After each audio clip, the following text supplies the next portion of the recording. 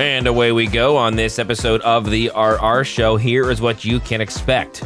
We have got 4 stories from PettyRevenge, and then one that will delight you from MaliciousCompliance. You don't want to hear me, you want to hear the story, so let's rock and roll right now here on the RR Show. Posted by user Japanese Crying. I delivered revenge like a Disney princess. So here in my block, we have this neighbor who is just the combination of every bad neighbor habit. To make things more visual, we're mainly talking about half a block here. The majority of the houses are 2 stories, except the one in the middle that is a car detailing and accessory store. So this store's roof makes every house on this half block visible to each other. So the major complaint is the noise. This guy blasts trash music all day long, which would not be a problem if this guy respected the volume and time allowed. Everyone in the block has called the police because of the noise after 12 a.m. at least once. When my family called the police at 3 a.m., the police told us that the sound had already exceeded the permitted decibels since before the street began. But I guess money is not a problem for this guy, because he keeps doing it. Since everybody was calling the police on him because of the noise, he decided to call the police because of the noise of a newborn baby crying. This guy's also a creep that keeps staring through every window. The majority of the neighbors had installed tinted windows or curtains because of this particular guy. I literally couldn't enjoy sunlight because this dude kept staring at my window whenever my underage sister was in the room. Obviously, there's more, but these were the major complaints. Cue the revenge. Since this dude is used to being awake during the night, blasting terrible music, he sleeps basically all morning and absolutely hates birds chirping because it wakes him up. You can literally hear him complaining and closing up the windows when the birds start singing. So, I decided a plan based on that. I asked every neighbor if they were okay with the birds chirping. The majority said they love it. Then I asked the detailing store if I could scatter some seeds on their roof to attract birds. The owner said absolutely yes, because the guy threw trash at the store's roof. So every single week, the store owner had to clean the gutters. So I started scattering the seeds every day at 5 a.m. on the store's roof, and in less than 1 week, I have a full army of birds. I also started putting things like leaves, twigs, dog hair, and other things so the birds could start building nests nearby. In my window, there's also a little bit of water for the birdies. Now, the most delicious part of my revenge was when I decided the birds needed a little treat. I have a friend that breeds insects for people to feed their exotic pets. So I asked him for 100 crickets to feed the birds. He gave me an amazing discount, and the next day, I was also scattering crickets on that roof. The birds started eating the crickets, but obviously they couldn't eat them all. So, the rest of the dozens of crickets that escaped ran to the nearest shelter, the idiot's open balcony. You may think, couldn't he just kill the birds or something? Well, he tried, but the odds are in our favor because the birds that came chirping on his window are protected by law. So if he tries to harm them, he'll pay a much more expensive fine than the sound pollution one. Now, my block is the only place in the ghetto where you can wake up every day like a Disney princess with more than 30 birds chirping and the sounds of a very distressed, evil neighbor. Our next story, under r/PettyRevenge, comes from user KennyV98. Teacher drank chalk, sand, coffee. When I was 4th year elementary school, which was at the end of the 90s, I had a new teacher. I was a bit of a brat back then, and I always got punished by writing tasks as homework. The one teacher was actually a replacement teacher for a teacher which I really liked. But she was pregnant and had her child, so she went into her motherhood holidays for a long while. The teacher who replaced her was an older man, gray hairs, maybe 50, 60 years old. Hair out of the nose and ears, incredibly blunt and always thinking he was the king of the school. A real old school teacher. One day I kept talking when he asked us to keep quiet. He was walking around in class and smacked me by laying his hand with a ring on it on my cheek and slapping that hand with his other. Another time, he pulled my ear so hard that I could hear the cartilage crackle. Mind you, this is the end of the 90s and corporal punishments were already strictly forbidden in our country. The man was the first and only teacher I had/knew who had his own coffee machine in the classroom.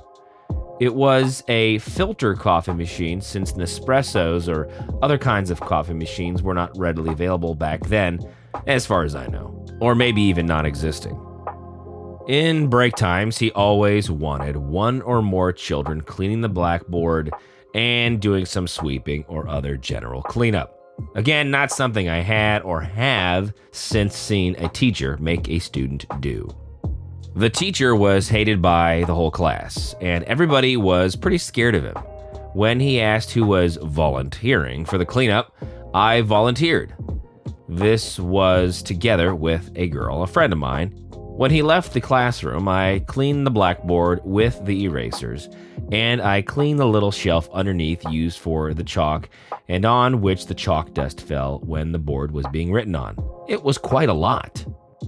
I mixed a small part in his mug, which still had some coffee in it. The other dust I threw in the pot of ground coffee he had on his desk, and I mixed it with a spoon of his. When the class restarted and I saw him drink the rest of his coffee, I almost couldn't control myself laughing. After a couple of days, I volunteered again, but I had already made myself useful on the playground collecting some sand. I threw this in his ground coffee and had to stir it quite some time before it wasn't directly visible again. The days after this, I thoroughly enjoyed him drinking coffee. Petty, but when you're a child taking on a big brute like this, it felt way less petty and definitely deserving.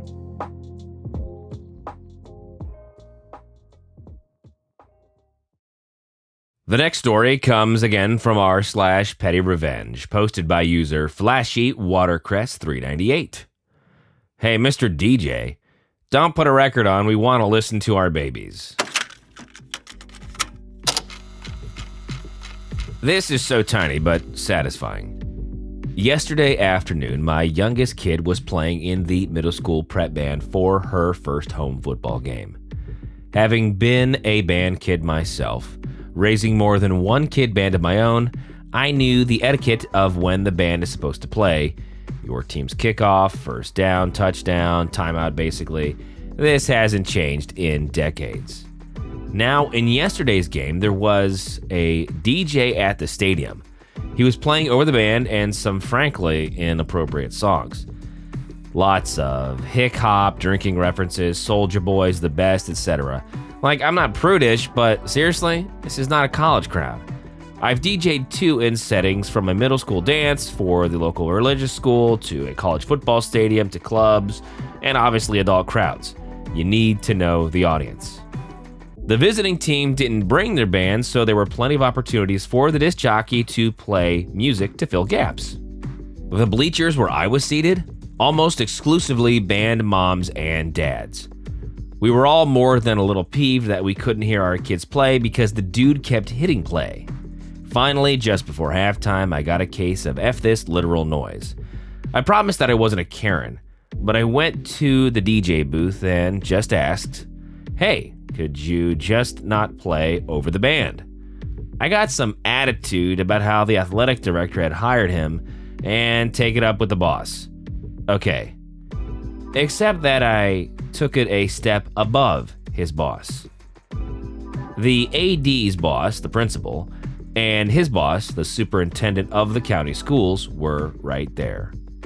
I've known both of them forever. Hey Ted, hey John, how are y'all? How's your mama?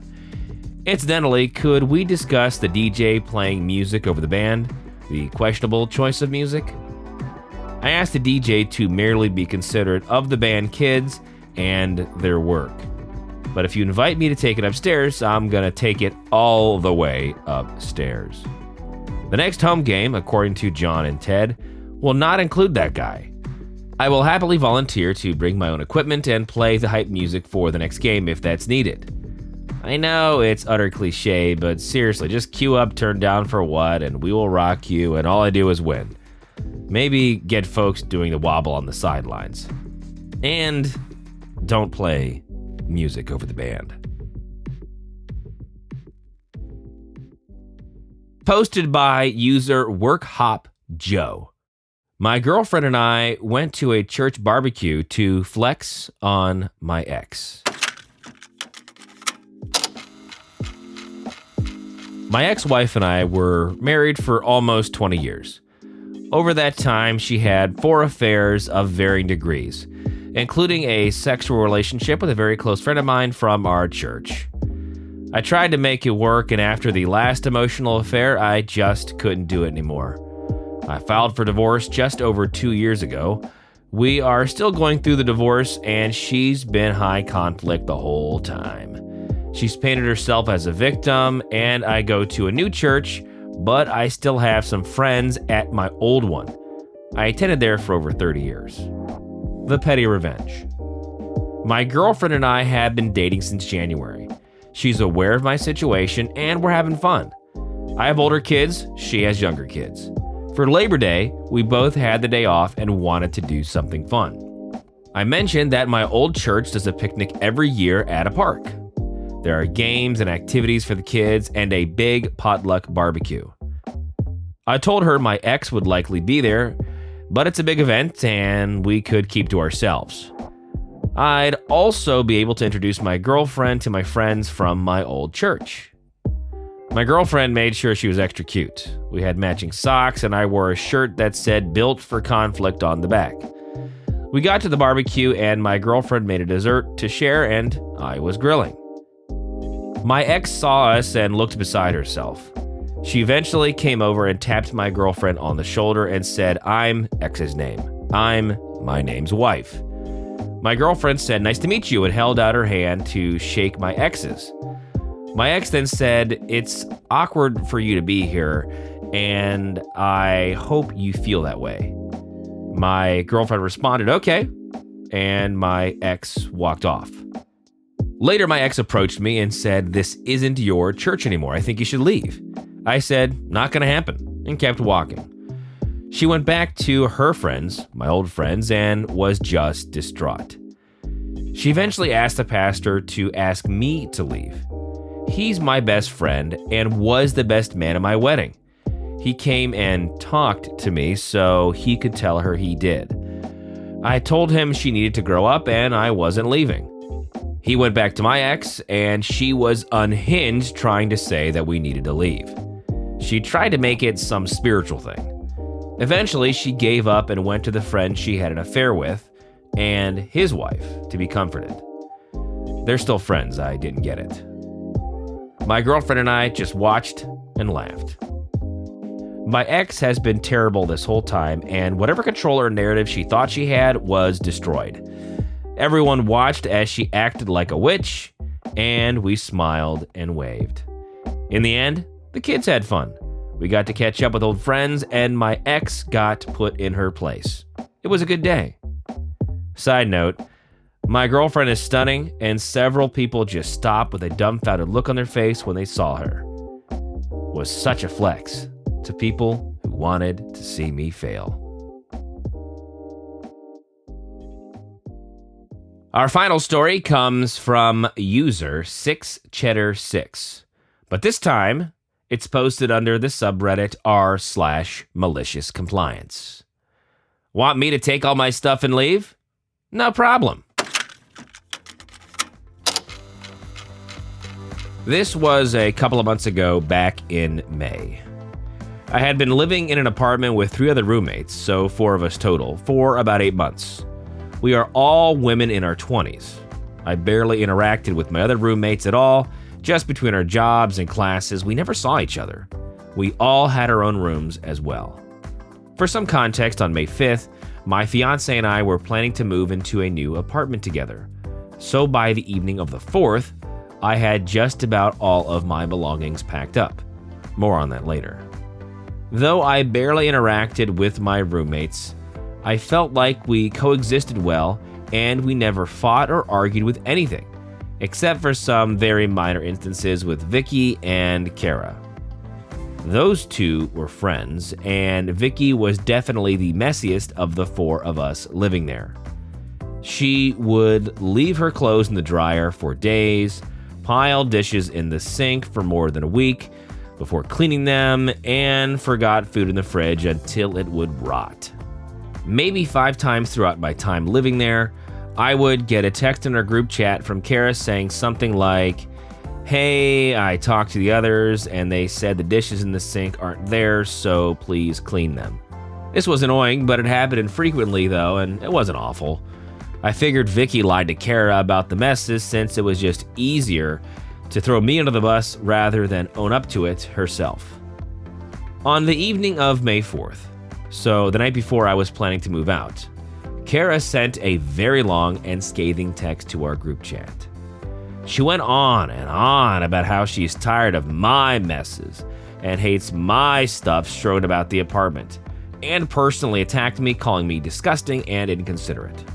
Since I was literally leaving the next day, I didn't see any reason to start a fight, so I just said it was her lucky day and I was actually moving out the next morning.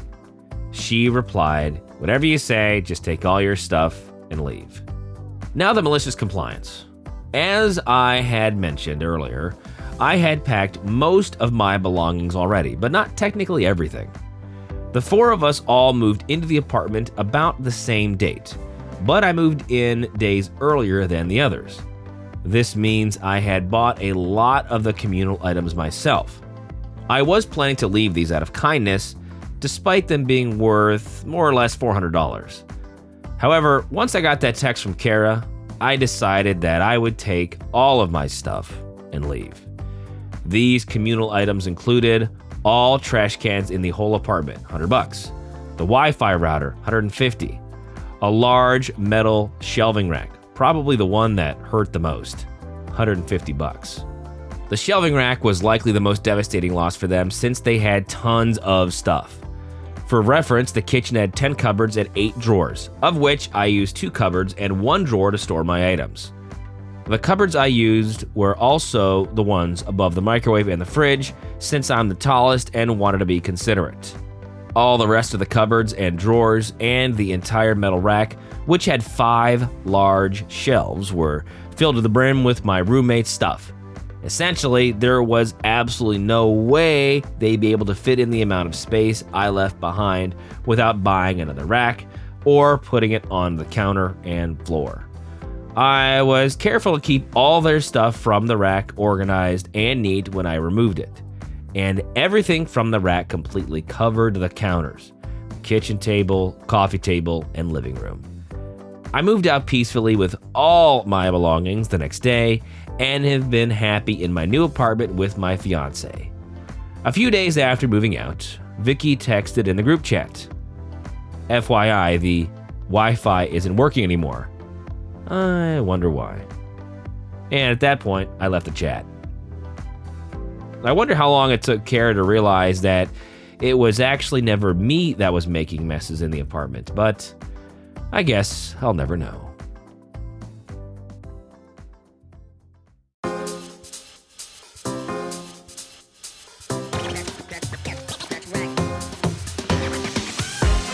So thanks for being with us. The RR Show is a production of Evergreen Podcasts and Wessler Media.